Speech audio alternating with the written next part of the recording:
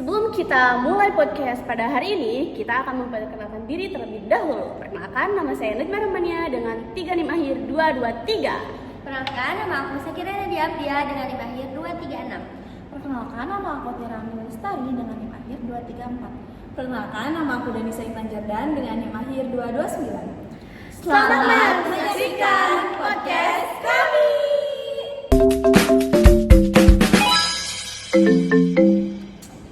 Oh iya teman-teman, aku mau nanya dong, kalian tuh udah nonton film Beautiful Mind belum?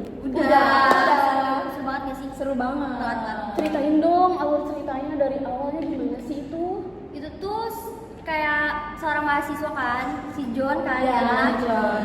Si John itu mahasiswa yang jenius banget, benar-benar dikenal cerdas banget, tapi di satu sisi dia itu kayak tertutup gitu loh, kayak menjauh dan gak mau bersosialisasi gitu. Itu kurang pinter banget di matematikanya. Iya. Banget. Terus dia itu kan punya keinginan kan buat nemuin ide yang bagus gitulah, dianggap bagus gitu kan, tentang teori matematika. Teman-teman, katanya film ini tuh menceritakan tentang penyakit mental gak sih, dan depresi atau ketakutan yang benar-benar takut banget gitu. Iya, bener banget tahu itu. Kenapa sih penyakit mentalnya namanya? Skizofrenia kan Iya. ya. Nah, Itu tuh maksudnya apa? itu tuh kayak gangguan mental yang, kalau yang aku tahu ya, gangguan mental yang memengaruhi cara berpikir seseorang, terus soal perasaan sama perilaku seseorang. Terus kadang ditandainnya tuh kayak halusinasi. Di film itu kan Dia banyak banget halu. kan. Terus halusinasi, terus ada delusi, terus kayak pikirnya tuh kacau aja gitu. Kan si Johnnya kan yang kena penyakit itu, dia tuh pinter banget. Tapi kan tadi aku bilang tuh dia tuh tertutup, terus sulit bersosialisasi kan. Nah, ternyata di balik kepintaran dia tuh menyembunyikan penyakit yang berat banget ya. Iya. Tapi di filmnya itu ada salah satu tokoh orangnya tuh yang William itu yang memecahkan kode rahasia itu. Jadi mereka tuh kayak mecahin kode rahasia keamanan negara. Terus mereka kan bersahabat dan ternyata mereka semua itu cuma halusinasi gitu. dari si John itu. Iya. Dia tuh nggak bisa ngebedain mana yang realitas sama halusinasi. Iya. Kayak dia tuh nggaknya ya itu tuh nyata. Tapi orang lain kayak sih gitu ya. Dia Nggak baik kayak gitu kan. gitu kan. Itu ada cara menanganinya nggak sih penyakit itu? Kalau misalkan sekiranya kalau menurut aku kalau sekiranya itu udah parah, harusnya orang sekitar kalau udah sadar dia tuh mengalami gangguan mental itu harusnya dibawa ke profesional nggak sih? Iya, betul. Ya, tapi kan dari film itu juga John kok dibawa gak sih ke rumah sakit untuk diobati? Tapi awalnya enggak kan? Iya, Nggak langsung enggak. dibawa. Dia tuh belum sadar. Karena kayak lingkungan sekitarnya juga kayak ngeliat dia tuh aneh. Soalnya kan ada sih, seingat aku ada scene kayak dia tuh dibully kan. Iya, kan? benar disudutkan banget pokoknya Iya. dia. Jadi halusinasi dia itu benar-benar tinggi banget ya teman-teman. Sampai ngebuat si Johnnya itu gak bisa ngebedain mana yang real, mana kenyataan dan mana yang Kasihan halusinasi gitu. Oh ya, itu juga kan akibatnya bisa menyakiti orang lain gak sih?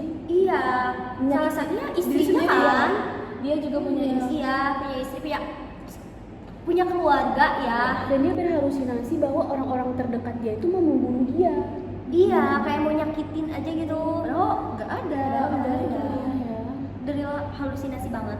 Dan itu tuh bisa kayak apa ya? Berdampaknya tuh ke diri dia dan ke orang lain. Oh iya, dia nyakitin orang, nyakitin diri sendiri gitu ya. Terus dari relate banget sih, kan gejala awalnya tuh dia tuh gak bisa bersosialisasi ya, menarik diri dari lingkungan, dan bener banget si John juga kayak gitu kan. Jadi dia merasa ketakutan ya. Banget di situ. Dan dia Tadi udah dijelasin nih sama Nadia tentang gejala awalnya. Apa sih gejala utama dari penyakit ini tuh dan apa penyebabnya gitu. Nah, biasanya tuh orang yang punya skiza tuh mereka tuh halusinasi kan. Terus delusi atau kayak nggak yakin gitu ini tuh nyata apa halusinasi doang. Terus sama kayak dia tuh berpikirnya kacau, kayak dia tuh gak bisa mikir gitu loh.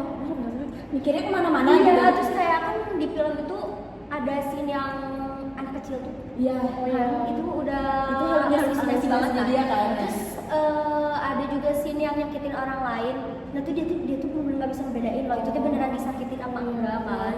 Dan halusinasinya tuh halusinasi negatif gitu. Oh. Jadi dia tuh bener-bener yang bikin dia ketakutan.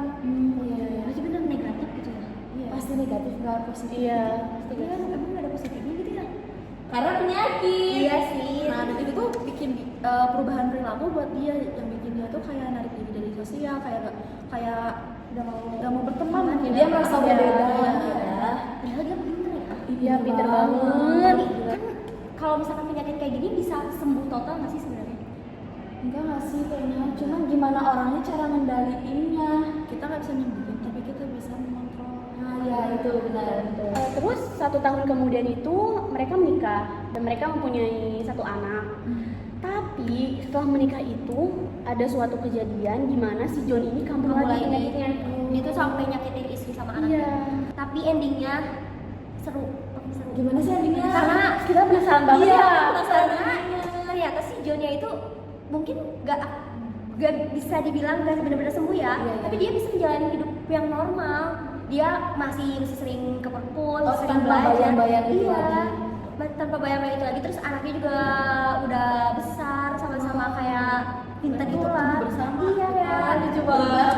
Ternyata istrinya bisa gitu loh ngebuat dia bisa balik lagi, ternyata dukungannya. Karena dukungan keluarga tuh sangat penting sih, apalagi untuk orang yang punya penyakit mental.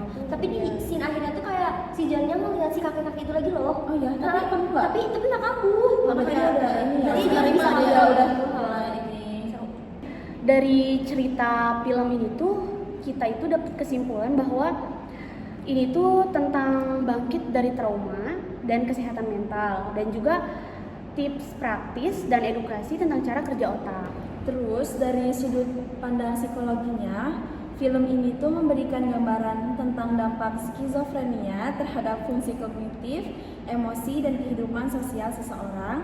Meskipun terdapat beberapa penyederhanaan medis, banyak maknanya sih buat film. Maksudnya bisa ngambil banyak pelajaran. Iya, banyak banget Maknanya pelajaran yang bisa diambil. Cocok Banyak banget sih. Cocok banget Buat kita. belajar-belajar ini Iya, ya. kita juga kan mahasiswa psikologi, Gini jadi kita ya. banyak belajar dari film itu. Makasih udah nonton podcast kita.